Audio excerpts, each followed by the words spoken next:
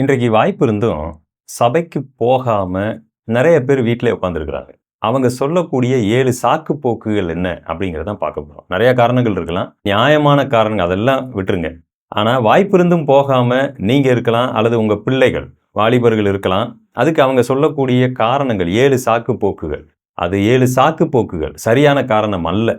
அதனால நம்ம அதை மாற்றணும். பைபிள் சொல்லுது, எபிரேயர் 10ஆம் அதிகாரம் 24வது வசனம், மேலும் அன்புக்கும் நற்கிரியைகளுக்கும் நாம் ஏவப்படும்படி ஒருவரை ஒருவர் கவனித்து சபை கூடி வருதலை சிலர் விட்டு விடுகிறது போல நாமும் விட்டு விடாமல் ஒருவருக்கொருவர் புத்தி சொல்ல கடவும், நாளானது சமீபத்து வருகிறதை எவ்வளவாய் பார்க்கிறீர்களோ அவ்வளவாய் புத்தி சொல்ல வேண்டும். சபை கூடி வருதலை நாம் ஒருபோதும் விட்டுவிடக்கூடாது அப்படிங்கிறது வேதம் நமக்கு தந்திருக்கிறதான கட்டளை. ஆனால் அதையும் மீறி நாம் போக முடியாமல் இருக்கிறதுக்கு என்னெல்லாம் காரணம் சொல்கிறோம் அப்படிங்கிறத பார்க்க போகிறோம். வாங்க வீடியோக்குள்ளே போகலாம்.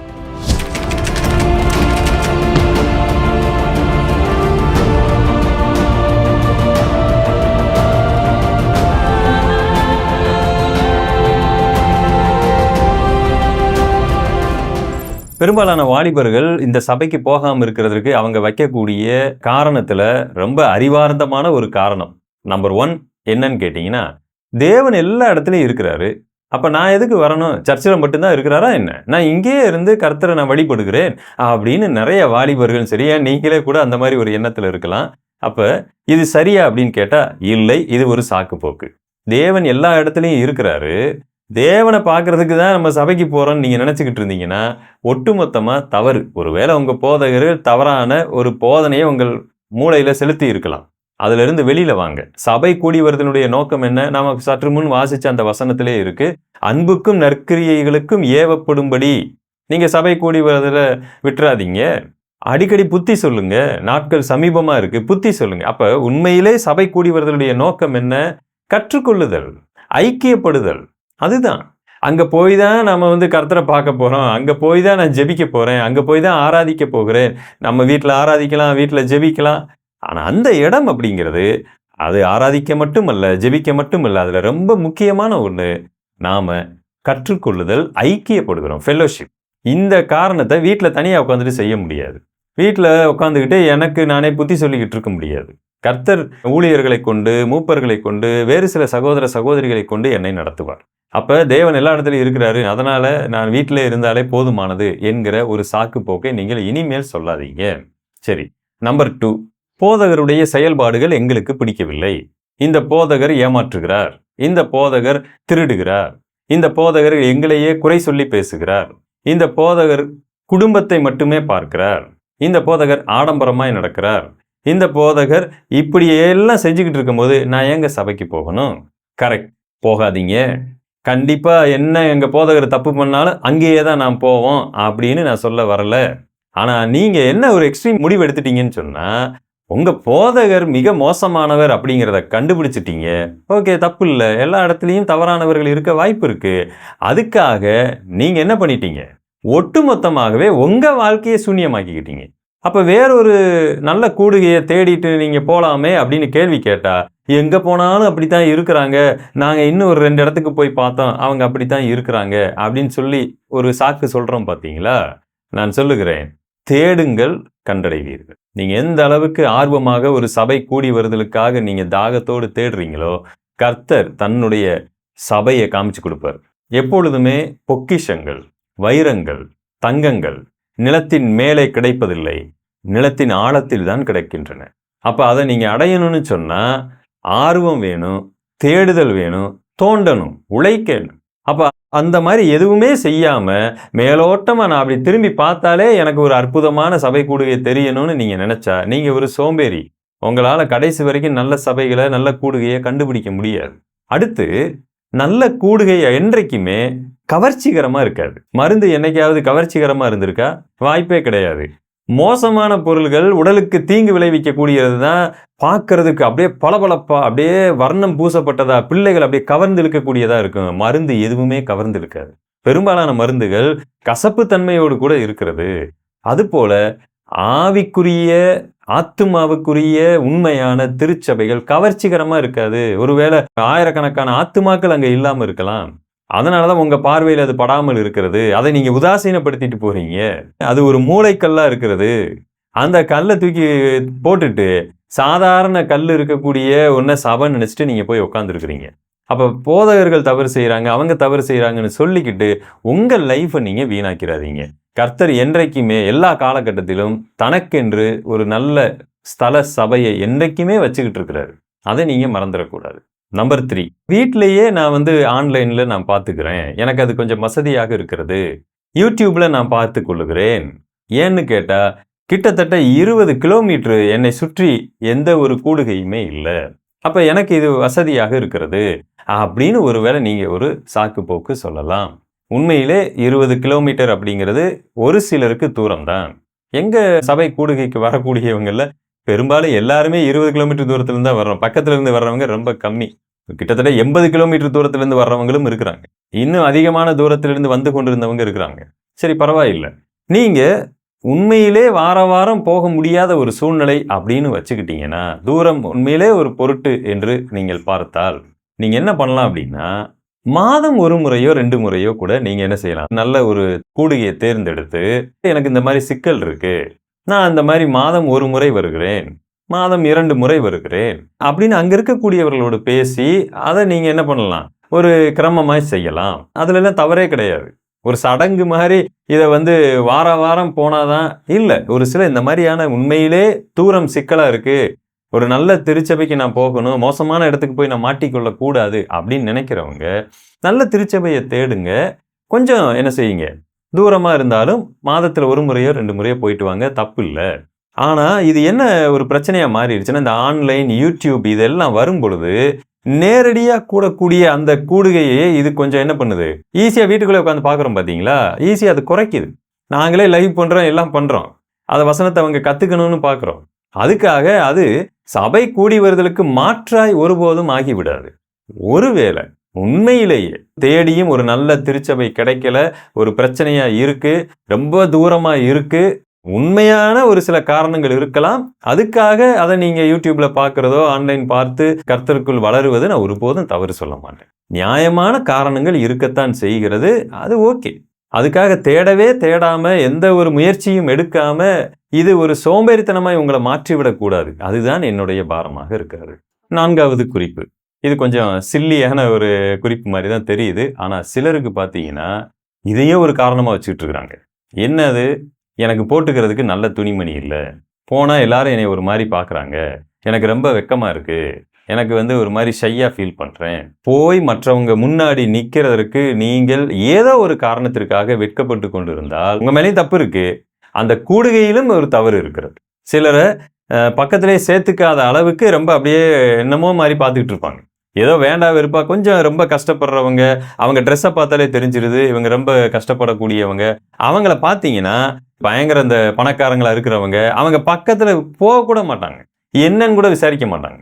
அப்ப இவங்களுக்கு ஒரு இன்ஃபீரியாரிட்டி காம்ப்ளெக்ஸ் வந்துடும். இவங்கெல்லாம் பெரிய ஆளுங்க, நம்ம கிட்டலாம் பேசுவாங்களா, என்ன செய்வாங்க, நாளடைவில் இவங்க சபைக்கே போக மாட்டாங்க. இவங்க மனசுல என்ன வந்துடுது, வெக்கம் வந்து விடுகிறது, ஒரு வகையான ஒரு தாழ்வு மனப்பான்மை வந்துடுது. நான் கேட்குறேன், இப்படிப்பட்ட திருச்சபையை நீங்க ஒதுக்குங்க, ஆனா உங்களுக்கு அந்த தாழ்வு மனப்பான்மை வரக்கூடாதுன்னு நான் சொல்றேன். நீங்க போட்டிருக்கிற உடை உங்களை தீர்மானிக்காது, நீங்க யாருங்கிறத தீர்மானிக்காது. ஏதோ ஒரு காரணத்திற்காக உங்களுடைய பொருளாதார வாழ்க்கை கொஞ்சம் குறைவாய் இருக்கலாம், உங்களுடைய அப்பா அம்மா படிக்காம இருக்கலாம், நல்ல வேலைக்கு போகாதவங்களா இருக்கலாம், கஷ்டப்படுறவங்களா இருக்கலாம், நீங்களும் நல்ல இடத்துல படிக்க முடியாம இருக்கக்கூடியவங்க இருக்கலாம். அதெல்லாம் நான் ஒருபோதும் தப்பு சொல்ல மாட்டேன். உங்க வாழ்க்கையில ஒரே ட்ரெஸ் தான் இருக்கு, அதை போடுறதுக்கு நான் சங்கடப்படுறேன், சங்கடப்படாதீங்க. எக்காரணம் கொண்டும் உலக பிரகாரமான பொருள்கள் இல்லை அப்படிங்கிறதுக்காக ஒருபோதும் வெட்கப்படாதீங்க. அதுக்காக சபை கூடி வருதலை என்ன செஞ்சிடாதீங்க, விட்டுறாதீங்க. உங்ககிட்ட நல்ல ட்ரெஸ், ஒரே ஒரு ட்ரெஸ் தான் இருக்கு, ஒரே ட்ரெஸ்ஸை போட்டு டெய்லி கூட சபைக்கு போங்க, அதை பத்தி நீங்க வருத்தமே படாதீங்க. நல்ல கூடுகைக்கா போங்க. இதை மட்டும் ஒரு சாக்கு போக்கா வச்சுக்காதீங்க, இது பயங்கர டேஞ்சர்.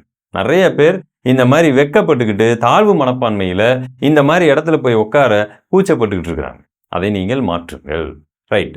அடுத்து நாம சொல்லக்கூடிய சாக்கு போக்குகள் நம்பர் 5. சபையில் இருக்கிற விசுவாசிகள் யாருமே சரியில்லை, எல்லாம் வேஷம் போடுறவங்க, பார்க்கும்போது மட்டும் ஈன்னு சிரிப்பாங்க, யாருமே சரியில்லை. எனக்கு அன்பானவர்களே, சபை என்பது ஒட்டுமொத்த நீதிமான்களுடைய கூடாரம் அல்ல, அது ஒரு பாவிகளுக்கான மருத்துவமனை அப்படிங்கிறத தெரிஞ்சுக்கங்க. எல்லாருமே வளர்ந்து வந்துகிட்டு இருக்கிறோம், எல்லாரையும் நீங்க ஜட்ஜ் பண்ணவும் முடியாது, நமக்கு தெரியாது. அப்ப சபைக்குள் இருக்கக்கூடிய சிலர் ஒருவேளை தவறாய் நடந்திருக்கலாம், மாய்மாலமா நடந்திருக்கலாம். ஆனா சபையில இருக்கிற எல்லாம் 100% பெர்ஃபெக்ட்டா இருக்கணும் அப்படின்னு நினைச்சுக்கிட்டு நீங்க சபைக்கு போறத விட்டு ஒரு பெரிய ஆபத்துல சிக்கிறாதீங்க. சரிங்களா? முக்கியமா சபையை நடத்தக்கூடிய பொறுப்பாளர்களை பாருங்கள். அவங்களுடைய வாழ்க்கை எப்படி இருக்கு? அவங்க சரியான சத்தியத்தை போதிக்கிறாங்களா? உங்க லைஃபுக்கு அவங்க எல்லா விதத்திலும் உறுதுணையா இருக்கிறாங்களா? அவங்க உங்களை சரியான சத்தியத்துல நடத்துறதுக்கு முயற்சி எடுக்கிறாங்களா? இதை யோசிங்க. மற்ற விசுவாசிகள் ஒரு சிலர் இப்பதான் வளர்ந்து வருவாங்க. புதுசா ஒருத்தர் வருவாரு. ஒருத்தர் இன்னும் கத்துக்காமையே கூட இருப்பாரு. வாழ்நாள் முழுவதுமே திருந்தாத ஒருத்தர் கூட இருக்கலாம். நம்ம ஒண்ணும் பண்ண முடியாது. இப்படி ஒரு சிலரை நீங்க பார்த்துக்கிட்டு ஒட்டுமொத்த சபையுமே எனக்கு தேவையில்லை, நீ வீட்டுல போய் உட்காருவது உங்களை தான் நீங்க ஏமாத்திக்கிட்டு இருக்கிறீங்கன்னு அர்த்தம். அதுக்காக சபையில இருக்கக்கூடிய போதகர் முதற்கொண்டு எல்லாருமே மோசமா இருந்தாங்கன்னா நீ அங்க போங்கன்னு நான் சொல்ல மாட்டேன். அந்த சபையை நடத்துற போதகர் எல்லா விதத்திலும் அவர் முன்மாதிரியா இருக்கணும். பிள்ளைகளை சகல நல்லொழுக்கத்திலும் கீழ்ப்படிய பண்ணுகிறவரா இருக்கணும். ஒரே மனைவியுடைய புருஷரா இருக்கணும். மனைவி கணவனுக்கு அடிச்சுக்கிட்டு சாகிறவங்களா இருக்கக்கூடாது. எப்ப பார்த்தாலும் கடனை வாங்கி வச்சுக்கிட்டு பொருளாதார வாழ்க்கையில ஏழையா இருக்கலாம். ஆனா ஊரெல்லாம் ஒரு போதகன் கடன் வாங்கி கொண்டு முன்னுதாரணம் இல்லாம இருக்கக்கூடாது. இப்படி எல்லா விஷயத்திலையும் அவர் சரியா இருக்கணும். ஏன்னா ஒரு சபையினுடைய போதகன் தான் ரொம்ப இம்பார்ட்டன்ட். மூப்பர்களும் போதகர்களும் பொறுப்பாளர்கள் தான் ரொம்ப இம்பார்ட்டன்ட்.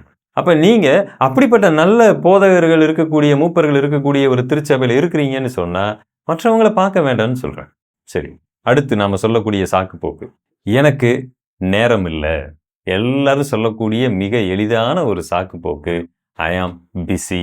வேதாகமத்துல கூட ஆண்டவர் ஒரு விருந்தை ஆயத்தம் பண்ணி அழைக்கிற ஓமையை சொல்லும் பொழுது, நான் மாடு வாங்கினேன், மாடை போய் பார்க்க வேண்டியிருக்கு, வீடு கட்டினேன், வீடை போய் கட்ட வேண்டியிருக்கு, இப்பதான் பெயிண்ட் அடிக்க வேண்டியிருக்கு, இப்பதான் அது செய்ய வேண்டியிருக்கு, இது செய்ய வேண்டியிருக்கு, பிள்ளைய காலேஜில் சேர்க்க வேண்டியிருக்கு.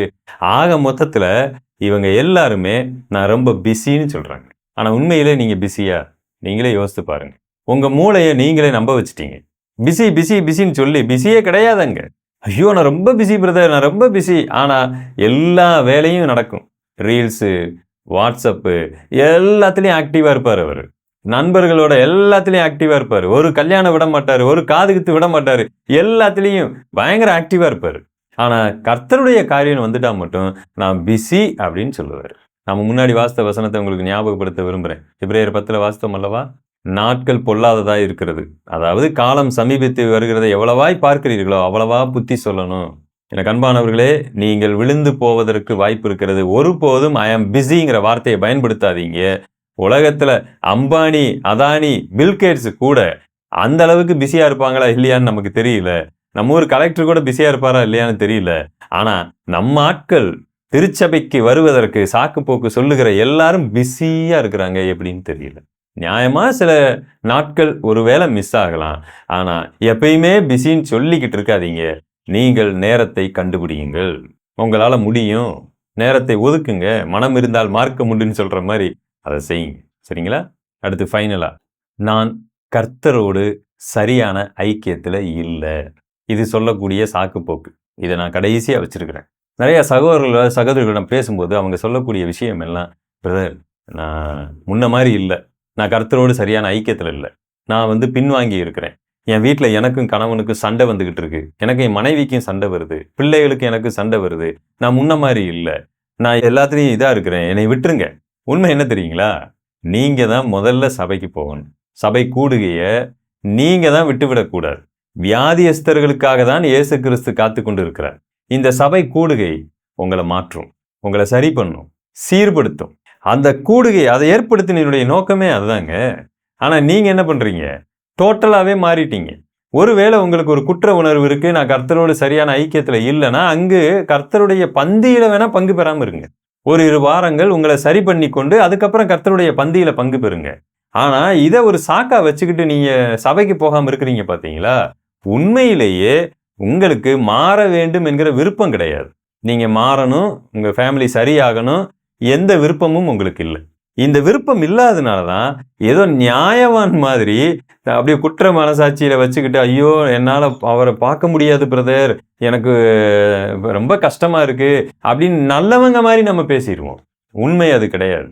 ஆண்டவர் உங்களை மாற்ற விரும்புகிறார். நீங்க மாறணும்னு விரும்புனா இருளில் இருக்கிற நீங்க வெளிச்சத்துக்கு வந்துதான் ஆகணும். ஆனா வெளிச்சத்துக்கு வராமல் யார் இருப்பா? இருளை விரும்புகிறவர்கள். ஒளியினிடத்துல வந்தா அது கண்டிக்கும். இது தவறு, இது தவறு, இது சரி பண்ணுங்க. அது கொஞ்சம் கஷ்டமா தான் இருக்கும். அதை விடுறதுக்கு மனம் இல்ல. நாம பாவத்துல தொடர்ந்து இருப்போம், பிரச்சனையில தொடர்ந்து இருப்போம். இதுல இருந்து விடுபட மனது இல்லாம இந்த குற்ற உணர்வை ஒரு சாக்கா சொல்லிக்கிட்டு நாம கர்த்தரை விட்டு போய் கொண்டிருக்கிறோம். ஒருபோதும் இந்த சாக்கு போக்க சொல்லாதீங்க. உங்களுடைய ஆவிக்குரிய வாழ்க்கைக்கு இது ரொம்ப அவசியம் அப்படிங்கிறத மறந்துடாதீங்க. சரிங்களா? ரைட். அடுத்த ஒரு தலைப்போடு உங்களை நான் சந்திக்கிறேன். இது உங்களுக்கு பிரயோஜனமா இருக்கும் அப்படின்னு. God bless you. Thank you.